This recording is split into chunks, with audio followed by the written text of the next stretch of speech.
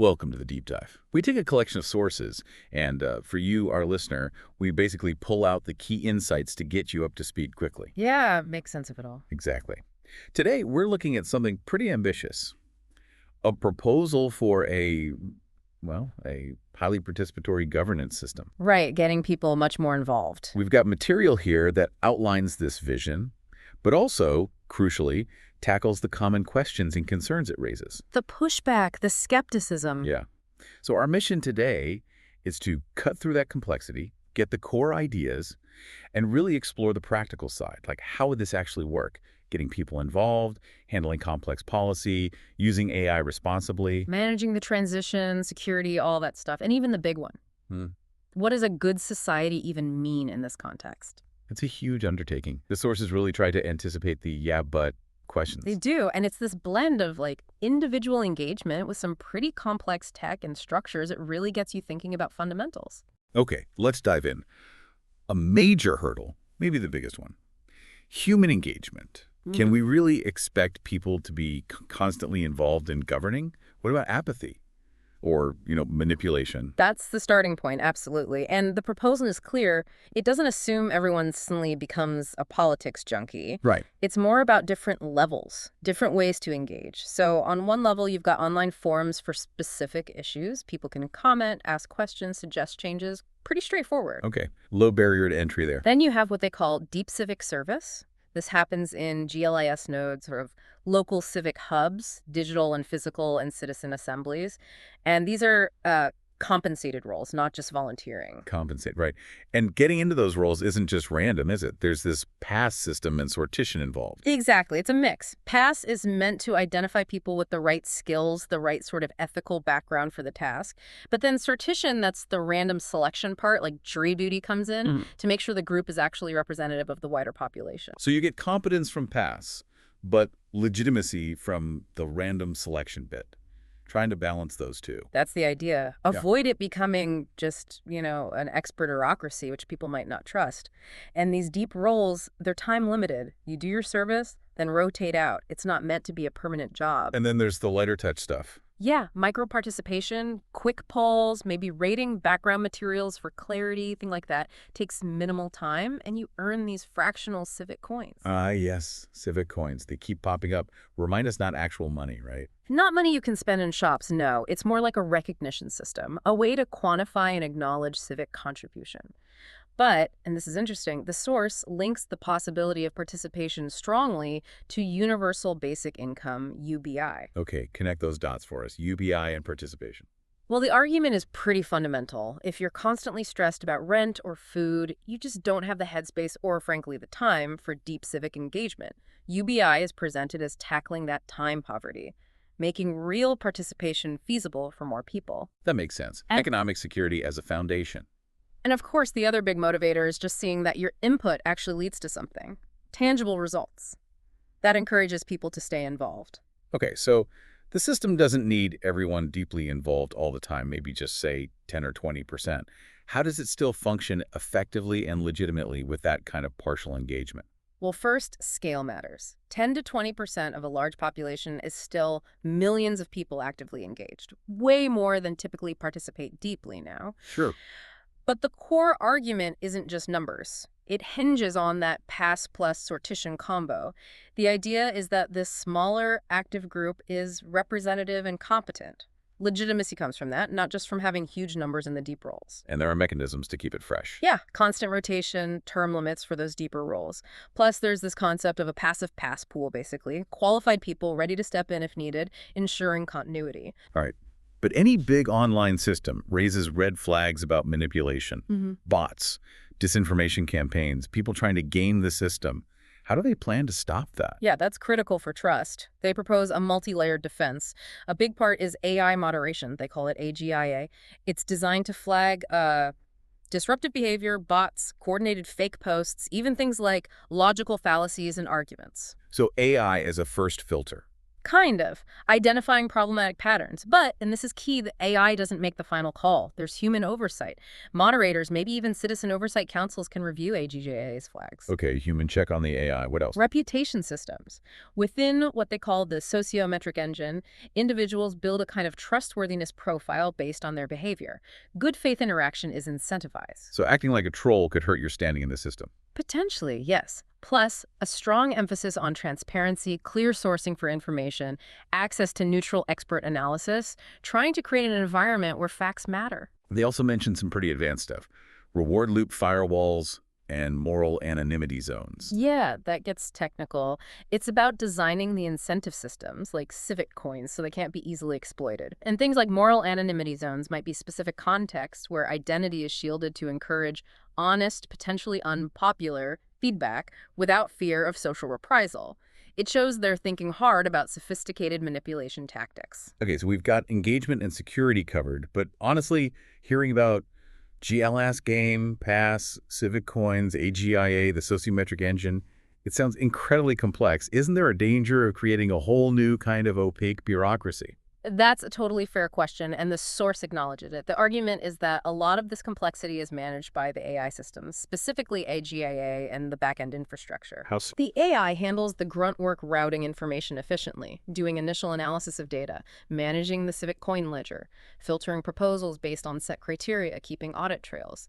The idea is to replace slow, clunky human bureaucracy with faster, more consistent AI-driven processes working under rules set by humans. So the complexity is sort of under the hood, hidden from the average user. That's the goal. They also stress that the system is designed modularly.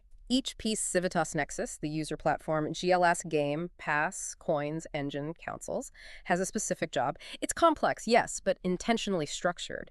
And critically, the focus for the citizen interacting via the Civitas Nexus platform is meant to be simplicity and clarity. User experience is paramount. Okay, but relying so heavily on AI, like AGGIA and the sociometric engine, that brings its own set of risks, right? Bias in the algorithms, errors, potential for manipulation by whoever controls the AI, accountability. Absolutely. Huge risks. And the proposal puts a lot of emphasis on governing the AI itself. The main mechanism is an independent AI ethics and oversight council. Another council. Yes, but this one's specifically focused on the AI. It would be composed of a mix of people, citizens chosen through sortition or pass, AI ethicists, tech experts, legal scholars, social scientists, rotating terms, independent mandate. And what's their job exactly? Watching the AI. Pretty much. Their mandate is ensuring the AI systems are safe, ethical, fair, aligned with democratic values and those eudaimonic goals we mentioned. They'd set the ethical rules the AI operates under based on broader public deliberation, by the way. They'd audit the algorithms and data for bias, monitor performance, investigate mistakes, commission independent checks, and report everything publicly. Transparency is key then. Hugely important. Mandated transparency standards are part of it. Public ethical guidelines, auditable code, and data access for the council. Explainable AI, trying to make high-impact AI outputs understandable. Public logs of updates, changes, issues found, and fixed. And crucially, are humans still in charge? Can we pull the plug? That's the bottom line in the proposal. Human primacy. AI provides analysis, recommendations, maybe flags things, but final decisions rest with humans. And ultimate authority lies with the citizens. If people decide via the platform, maybe through a petition leading to a referendum, that an AI system needs changing, limiting, or even shutting down, that's the final word. Okay, and appeals. If the AI gets something wrong about you. Yes, an appeals process is proposed for challenging AI-influenced decisions or assessments, like components of your trustworthiness score. This might go to the Oversight Council or some other designated body. This sounds incredibly ambitious. Yeah. But the transition, getting from here to there, feels like navigating a minefield. The source expects serious resistance, doesn't it? Oh, absolutely. It's very blunt about that. Expect pushback from entrenched interests, the existing political class, powerful lobbying groups, the ultra-wealthy, big corporations threatened by the changes, maybe parts of the media. And what sort of tactics might they use? The proposal anticipates a whole playbook. Information warfare, spreading doubt and fear about security, fairness, efficiency, the economy. Legal challenges questioning the constitutionality, property rights, corporate personhood aspects. Economic pressure, maybe capital flight, threatening investment strikes. And political sabotage, trying to undermine pilot projects, discredit the selection mechanisms, influence the AI development, just generally slow things down. That sounds formidable. Yeah. How does the proposal suggest countering all that? It proposes a multi-pronged counter strategy. First, building a rock-solid legal foundation. That means anchoring the changes in democratic legitimacy, possibly through constitutional amendments passed by citizen referendums, and carefully crafting enabling laws that build on existing precedents where possible. Justifying the changes is necessary for fairness and well-being. Exactly. Then, economically, tackling things like capital flight through international cooperation on tax transparency and potentially temporary targeted capital controls during high-risk transition phases, but also positive incentives offering security, legacy opportunities, even special civic coins for reinvestment to keep wealth engaged constructively, and strengthening the domestic economy through things like UBI and equitable taxation. And building support. Crucial, building broad coalitions, not just activists, but maybe forward-thinking businesses who see long-term benefits in stability and a fairer playing field. Using successful pilot projects, showing tangible local benefits to build momentum and public buy-in for each major step. Democratic legitimacy itself becomes a defense. The shift in corporate governance, having executives selected differently in large firms. That seems particularly radical. How is that supposed to work? It is radical, and the text justifies it by pointing to the huge public impact of large corporate decisions. But it stresses gradualism. It would likely apply mainly to new executive hires in larger firms after the system is running. They also suggest incentivizing voluntary adoption by companies through things like tax breaks or regulatory flexibility. It requires enabling laws and maybe shifts in how we view corporate responsibility legally. Okay, switching gears slightly. A system this digitally integrated needs Fort Knox-level security and privacy protections, right? How is that addressed? Absolutely critical for public trust. The proposal outlines a multi-layered cybersecurity approach. We're talking advanced encryption, potentially decentralized architectures like blockchain for certain records to make them tamper-proof, using things like self-sovereign identity to give citizens more control over their data, plus continuous monitoring, penetration testing, building resilience. And privacy, in a system that seems to track a lot about participation. A very robust data privacy framework is proposed. Key principles are data minimization, only collect what's necessary. Anonymization or pseudonymization wherever possible. Strong user control and consent going beyond current standards like GDPR. Strict access controls. Audit trails for who accessed what data, when, and why. What about the sheer technological lift? Building and running all this infrastructure, is it feasible? The proposal suggests a phased rollout, learning from pilots. Leveraging modern, scalable tech cloud platforms, distributed networks, maybe open source components to reduce costs and allow scrutiny. Funding would need to come from the reformed tax system and efficiency savings compared to old bureaucracies. And accessibility is key, designing for mobile first, providing public access hubs, maybe even offline methods for certain interactions. Management would ideally be by an independent body, like a digital infrastructure trust, overseen perhaps by a system integrity council. Okay, last big conceptual piece. This whole system is aimed at achieving eudaimonia human flourishing. It sounds great, but it's also vague, subjective. How do you define and measure something like that? That's a really deep question, and the system's answer is quite interesting. It doesn't try to impose a single top-down definition of flourishing. Instead, it sets up a process for society to democratically define its own goals and values. How does that work in practice? Through the platform, citizens deliberate on and collectively decide what constitutes the society's main goals. This forms a consensus priority list, or CPL. This list is iterative. It can be refined over time through discussion and voting. Then, the relative importance, the weighting given to different values within the sociometric engine, that ABUA component we talked about, is also subject to democratic calibration. Experts might provide input, there's public deliberation, and the weightings are periodically reviewed and ratified democratically. So the definition of flourishing and how much we value different aspects of it actually becomes an output of the democratic system itself. Exactly. It's dynamic, not fixed. And when values conflict, which they inevitably will, the system provides tools. Structured deliberation spaces on the platform, AI analysis, AGGIA again, to model the likely consequences of different policy choices, highlighting the trade-offs. Advanced voting methods like ranked choice to capture more nuanced preferences and find compromises. And the whole policy cycle is iterative. You monitor the chosen eudaimonic metrics and adjust course based on real-world outcomes. The source material also seems to grapple directly with some really fundamental critiques.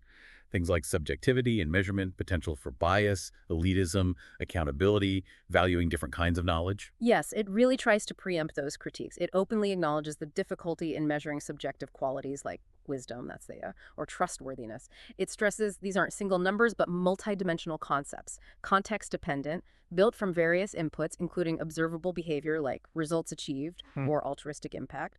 The democratic weighting is key here too. And mitigating bias in those measurements, especially in PASS and the sociometric engine. Huge focus there. Again, the Independent AI Ethics Council is central audits, ethical parameters, but also technical safeguards mentioned before, like those reward loop firewalls, adversarial testing of the AI, shadow feedback mechanisms, maybe those moral anonymity zones using explainable AI, and crucially, relying on triangulation, not just AI assessment, but also peer input, real-world impact metrics.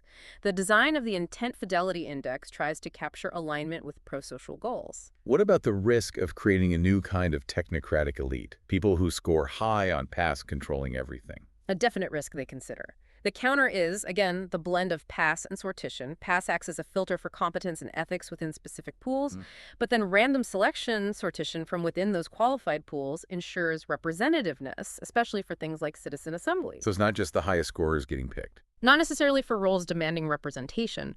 Also, the PASS assessment itself aims to value diverse skills, communication, empathy, collaboration, not just technical knowledge. And there's potential for democratic weighting to ensure underrepresented groups get fair consideration. Plus, influence isn't only through PASS scores for roles. Direct participation voting, deliberating, proposing is open to all, and civic coins can be earned through many different actions. The GLS node roles themselves value different skills: academic, mediator, engineer, juror. And accountability. If people in these past elected roles aren't directly elected, how are they held accountable? Several mechanisms. One is the short-term limit, typically 1 year. Reselection isn't automatic. It depends on performance in the role, contribution to eudaimonia, maintaining those high TAS scores with the thresholds themselves subject to democratic review. Then there's empowered citizen oversight. Those councils can access information, audit, issue public reports or censures, trigger reassessments, and potentially even initiate recall referendums if enough citizens petition for it via the platform. So ongoing scrutiny. And continuous transparency decisions, spending tracked via Civic coins, aggregate trends, and TAS scores should be visible. Civic coin feedback from citizens could even factor into reselection assessments. One last point they address. How does the system potentially focus on measurable metrics, value things like lived experience or passionate advocacy, which aren't easily quantified? Good question. The proposal suggests PASS does incorporate action through the civic record, reflecting actual altruistic impact and civic coin history. Scenario-based tests can also gauge practical wisdom. But crucially, the main platform, Civitas Nexus, is the arena for lived experience and advocacy. Influence there comes from persuasion, connecting with others, making strong arguments, and earning civic coins through broad participation regardless of your PASS score for a specific technical role. The system tries to recognize different forms of leadership. PASS identifies competency for specific roles. It doesn't replace the vital role of community organizers or passionate advocates shaping the broader conversation. Okay, let's try and wrap this up. It seems this proposed system really tries to tackle head-on the big worries people have about radically more participatory governance. It's not just wishful thinking about everyone getting involved. No, there's a lot of detailed design here, trying to create structures for different engagement levels, using AI carefully for efficiency, but keeping it under human control, thinking through the transition, security, and even how a society defines its own success democratically. It feels grounded in, well, maybe not cynicism, but certainly realistic expectations about human behavior, while also building in layers of safeguards, tech, rules, democratic checks. Exactly. Multiple layers: technological, procedural, democratic oversight intended to make it resilient. So a final thought for everyone listening. As you've processed all this, which specific mechanism maybe for ensuring participation or managing the complexity or controlling the AI feels most crucial to you for this kind of system to even have a chance at succeeding? And why that one? And what other big questions or doubts pop into your head when you imagine shifting towards this kind of deep participation? Definitely a lot to mull over. That's your food for thought from this deep dive. Thanks for tuning in.